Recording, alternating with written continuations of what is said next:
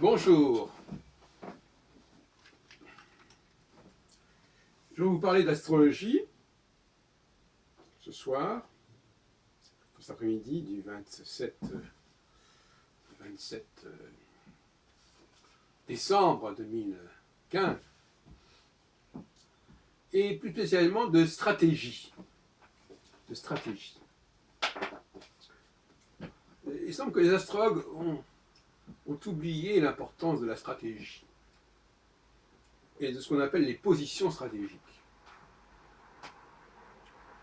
Il ne s'agit pas de couvrir un ensemble illimité, un terrain illimité, mais d'occuper des points stratégiques. Telle est ma conception de l'astrologie. Par conséquent, tout en ayant une approche très restrictive du champ de l'astrologie, aussi bien au niveau de ses moyens que de ses objectifs, il est tout à fait possible d'envisager de conférer à l'astrologie une position dominante. Il est facile de comprendre, notamment, que l'on peut tout à fait avoir une position dominante tout en laissant une grande partie du terrain à d'autres. Et c'est ce que n'ont pas compris les astrologues. Alors évidemment, l'approche que j'ai de l'astrologie est un peu élitique. C'est-à-dire qu'elle ne fait pas beaucoup de sens pour les individus lambda, je dirais. Or, le fonds de commerce de l'astrologie actuelle, c'est l'individu lambda. Toute personne, dirait Rudyard, encore que je ne suis pas sûr que c'est ce qu'il voulait voulu dire, toute personne a droit à un thème natal, toute personne a un destin, toute personne a un avenir, etc. A une personnalité.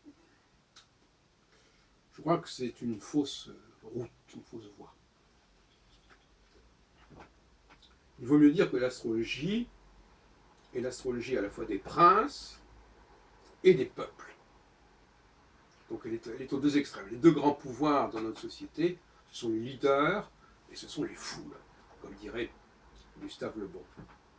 Psychologie des foules, psychologie des leaders. Autrement dit, l'individu au sein de la foule, l'individu qui n'est pas dans le quantitatif de la foule, il n'est rien. Sauf s'il est un leader. Et à ce moment-là, il a un rapport dialectique avec la foule, il va nourrir la foule, il va dominer la foule.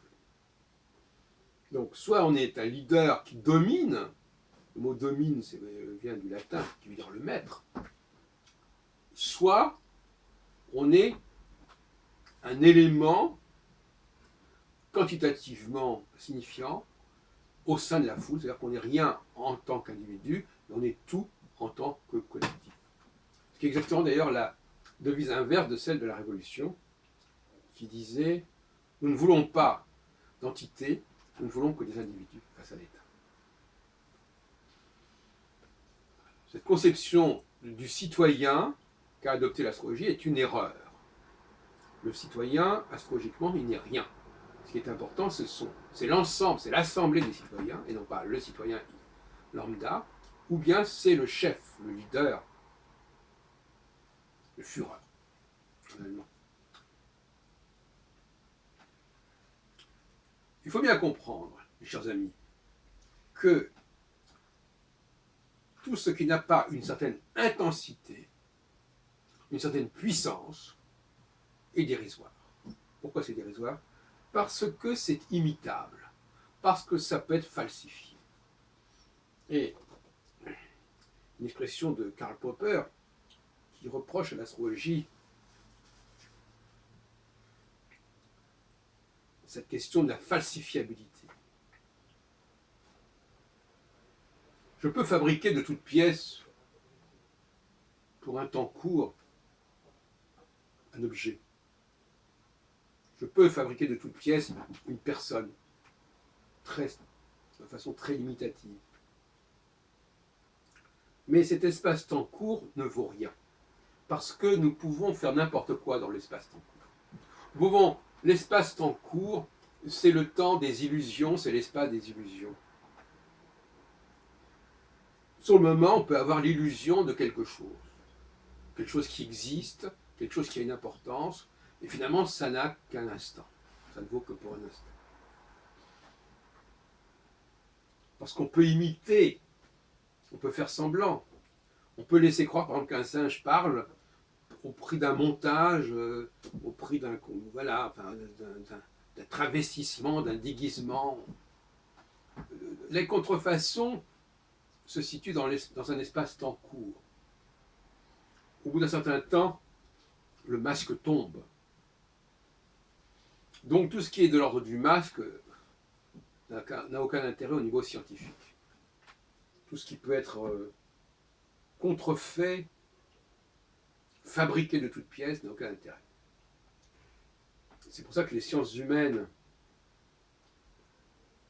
ne peuvent pas se fier à ce critère de reproductibilité, puisque la reproductibilité, ça peut être tout simplement l'imitation. Une imitation, ça ne veut rien dire. Si on fait de la psychologie, si j'imite un comportement, qu'est-ce que ça veut dire? Je peux me faire passer pour quelqu'un d'autre, etc. Donc se faire passer pour quelqu'un d'autre, c'est tout à fait intéressant. On ne voit que ça, et par conséquent, ça n'a pas de valeur. La stratégie de l'astrologie, c'est avant tout de pouvoir déterminer des processus à grande échelle. Car si c'est à petite échelle, ça ne veut strictement rien dire, puisque c'est encore la vue, c'est imitable, c'est falsifiable. Ce qui n'est pas falsifiable, c'est à grande échelle. Par exemple, prenons le cas du Front National. Le Front National, c'est une réalité. Ce n'est pas une petite échelle. Donc c'est une réalité, et donc ça intéresse l'astrologue. Une association qui se crée autour de trois personnes, ce n'est pas une réalité.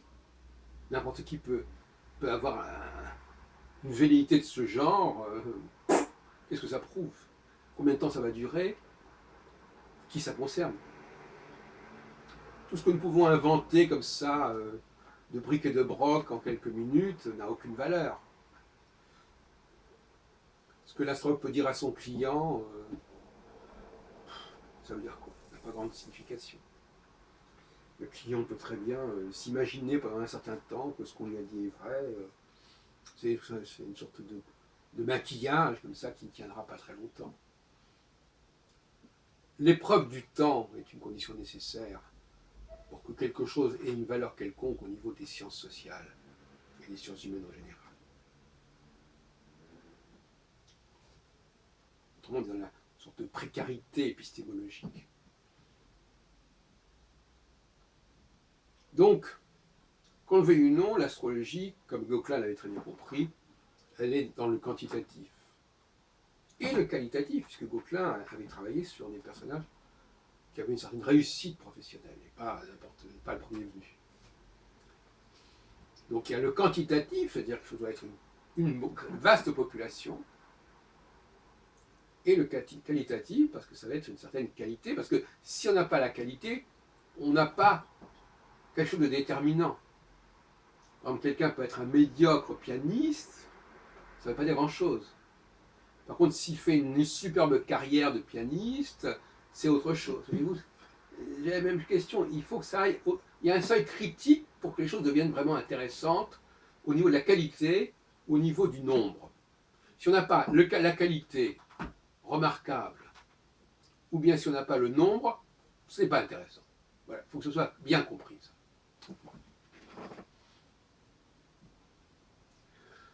Une fois qu'on a bien élagué le terrain comme ça, et que par ailleurs, astronomiquement, on a éliminé tout ce qui était fictif, comme les divisions zodiacales, comme les planètes fictives ou invisibles, ce qui revient au même finalement, parce que parler de planètes invisibles, c'est fictif. Pourquoi c'est fictif? Parce que les gens ne les voient pas, le peuple ne les voit pas. Et si ça n'est pas vu par le plus grand nombre, ça n'a pas de valeur. L'astrologie n'existe que si elle a historiquement été vécue par des sociétés tout entières et pas par quelques prêtres, etc.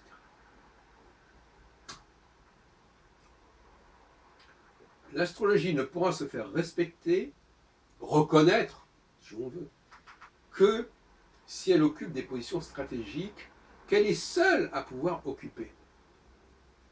Et ces positions stratégiques, c'est la question du temps.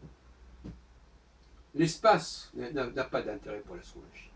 Que ce soit la localisation des événements, que ce soit le fait de dire que telle personne sera concernée et pas telle autre, ça n'a pas beaucoup de sens. En dehors du fait qu'effectivement, il y a des déterminismes, des surdéterminismes dans ce domaine-là qui existent. Les hommes sont plus concernés, les hommes et les femmes ne vivent pas nécessairement la même chose. Je parle en tant que collectif, et je insiste là-dessus, il est inacceptable d'interpréter, pour un astrologue, d'ignorer qu'on a affaire à un homme ou à une femme. C'est inacceptable. Et d'ignorer encore ce que ça veut dire aussi. Ça, c'est inacceptable. Il faut donc disposer d'un bagage sur ce sujet. Et ça fait partie intégrante du travail de l'astrologue. L'astrologue n'est pas uniquement quelqu'un qui regarde le ciel, c'est aussi quelqu'un qui observe le monde. Et il doit faire la corrélation entre ces deux niveaux d'observation. Et dans ces deux cas, il doit faire preuve d'une certaine intelligence, d'une certaine cognitivité.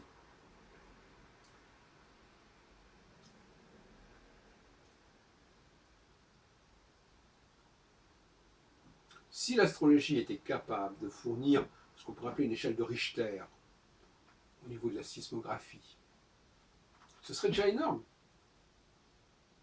Ce serait déjà un progrès énorme au niveau de la reconnaissance.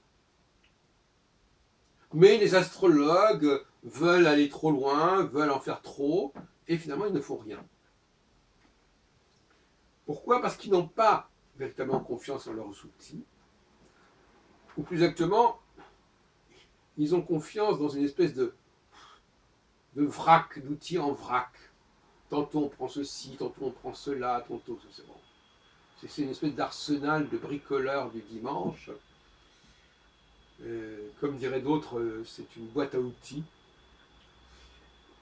C'est une expression d'ailleurs qui veut bien dire ce qu'elle veut dire. Une boîte à outils, on trouve n'importe quoi dans une boîte à outils. Non. L'astrologie doit disposer de schémas simples, d'une philosophie simple du cosmos, c'est-à-dire de choses qu'on peut voir, que les hommes d'autrefois ont pu voir. Les aspects, on ne les voit pas, les conjonctions, on les voit. Et là, encore une fois, on élimine les aspects, ou plus exactement, on doit considérer les aspects comme une espèce de ce que j'appelle la disjonction, la déconnexion. C'est-à-dire, c'est un moment de passage à vide, de laisser aller, de lâcher la bride. Ça existe. Ça existe en creux. Comme la nuit n'existe que parce qu'il y a une absence de jour, elle n'existe pas en tant que telle. Il faut dire des choses très simplement.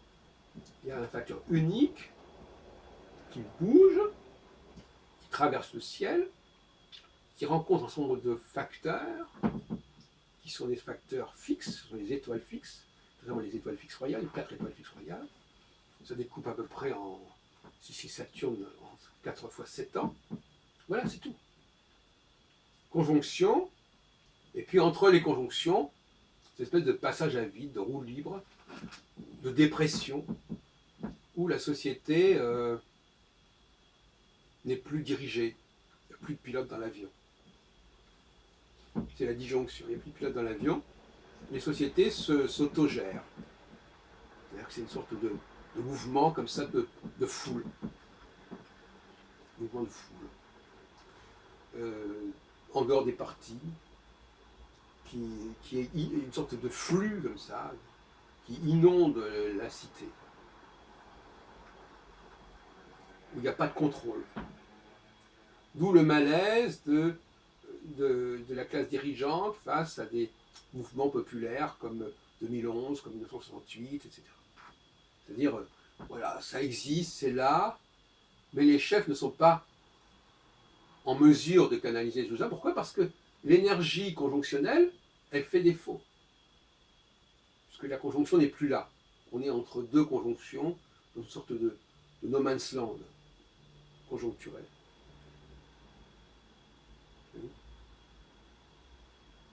Il faut le savoir, c'est aussi une information stratégique. C'est-à-dire qu'on va passer par une période comme ça de flottement social, de flottement du leadership. Et à ce moment-là, on a affaire à des phénomènes de foule, de masse, qui balayent un peu comme une marée, comme ça, qui balaye, un raz-de-marée, un tsunami social, qui balaye tout sur son passage. Je crois que c'est sur ces positions stratégiques, je pourrais parler même de repli stratégique, sur ces positions stratégiques que l'astrologie doit s'installer. Et elle doit s'installer non pas pour le compte des professeurs d'astrologie, pour le compte des praticiens de l'astrologie individuelle. Ces gens-là plombent la cause de l'astrologie, il faut dire carrément. Et depuis les années 90, c'est ce qui se passe. On écoute, ces gens-là ont pris le pouvoir parce qu'ils ont le pouvoir économique. Et le pouvoir économique, ça corrompt. C'est ce que je veux dire. Il faut revenir à l'astrologie des années 70, 60, depuis les années 50 jusqu'à les années 80, où les chercheurs sont là, on réfléchit sur les. Quand Barbeau écrit sur l'astrologie mondiale, il n'écrit pas de l'astrologie, il ne fait pas de l'astrologie individuelle. Quand Nicolas pense l'astrologie, il ne la pense pas spécialement individuellement. Gauquelin non plus. Il faut revenir à l'idée que l'astrologie, c'est avant tout la cause de l'astrologie, comme dirait notre ami Père Brune. C'est la cause de l'astrologie qu'il faut défendre, et ce n'est pas l'image de transfert que le client. Alors évidemment, on va retomber dans une problématique que j'ai évoquée ces derniers jours. L'astrologie fait l'objet d'un culte. Elle fait l'objet d'un culte. Les gens ont une sorte d'adoration pour l'astrologie. Bon. Mais ce culte ne doit pas empêcher l'astrologie de vivre sa vraie vie. Parce que ça, ce sont des fantasmes qui sont projetés sur l'astrologie, qui sont flatteurs par certains côtés, en tout cas qui donnent l'impression à l'astrologie d'exister socialement, mais en réalité qui sont plutôt contre-productifs. Donc, nous savons que nous avons affaire à une certaine fascination, comme dirait Elisabeth Tessier, pour l'astrologie, pour une certaine image de l'astrologie, mais cette fascination ne doit pas nous empêcher de réfléchir à ce que doit être l'astrologie en tant que telle, par-delà les fantasmes qui sont projetés sur elle.